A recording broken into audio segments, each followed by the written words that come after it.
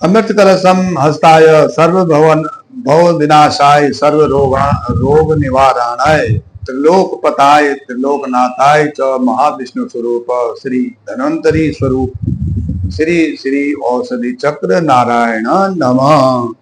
माँ शारदे को नमन। साहित्यिक सचेतना के सभी रचनाकारों, साहित्य प्रेमियों, सनातन प्रेमियों को साहित्यिक सचेतना की ओर से राय सिंह भंडारी द्वारा हार्दिक अभिनंदन।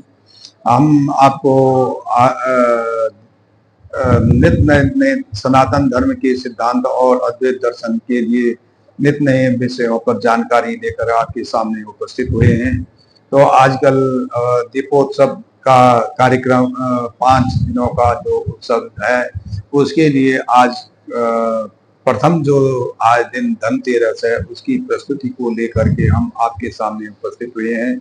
कृपया वीडियो को अंत तक देखें और अवश्य अपनी टिप्पणी और राय प्रकट करें। तो धनतेरस का महत्व हिंदू धर्म में विभिन्न पहलुओं के से महत्वपूर्ण है। सबसे पहले तो वह यह वर्ष के श्रेष्ठ पर्व दीपावली की आगमन की सूचना देता है, जिसमें हर्षोल्लास का वातावरण बन जाता है। इसी दिन दीपावली को मनाने की प्रसन्नता आरंभ हो जाती है। तो सनातन धर्म के अनुसार दीपोत्सव के वो 5 दिनों के त्योहारों में हमारे 5 प्रकार के वर्णों को अलग अलग त्योहार समर्पित हैं।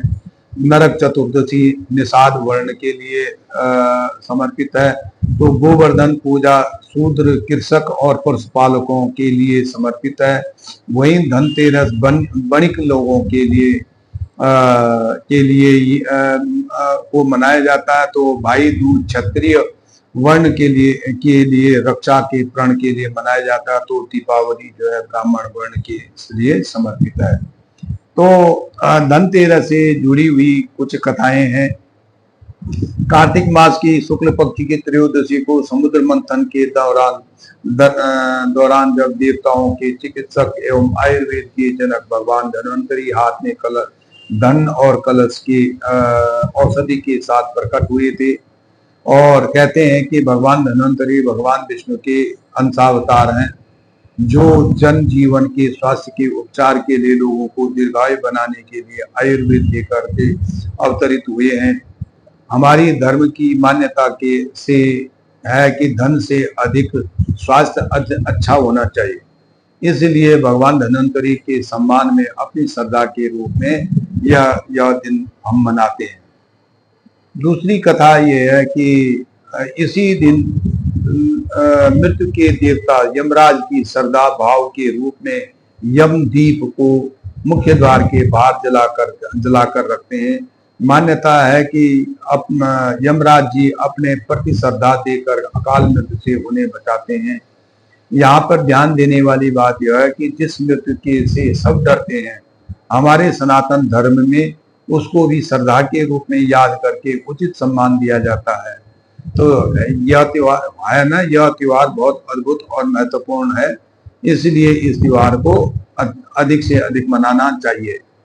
तीसरी कथा है कि कहते हैं कि माता लक्ष्मी जब कार्तिक मास के शुक्ल पक्ष के त्रयोदशी के दिन अपने मुख्य पर्व दीपावली के 2 दिन पहले पृथ्वी में अपनी भक्ति को देखने के लिए भ्रमण करती है कि क्या लोग मुझे केवल दीपावली में ही याद करते हैं या अन्य दिन भी पूजते हैं।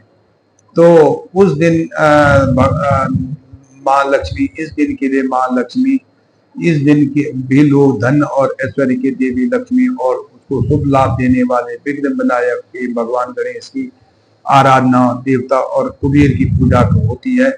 इससे इन तीनों को के कृपा प्रसाद के रूप में धन का आगमन होता है।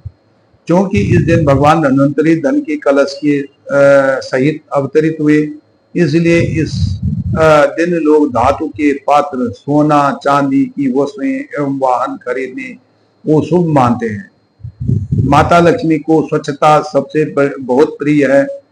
अतः जिस घर में स्वच्छता रहती, सफाई रहती, उस घर में माँ लक्ष्मी का वास होता है। इसलिए लोग उस दिन झाड़ू खरीदना भी एक शुभ मानते हैं।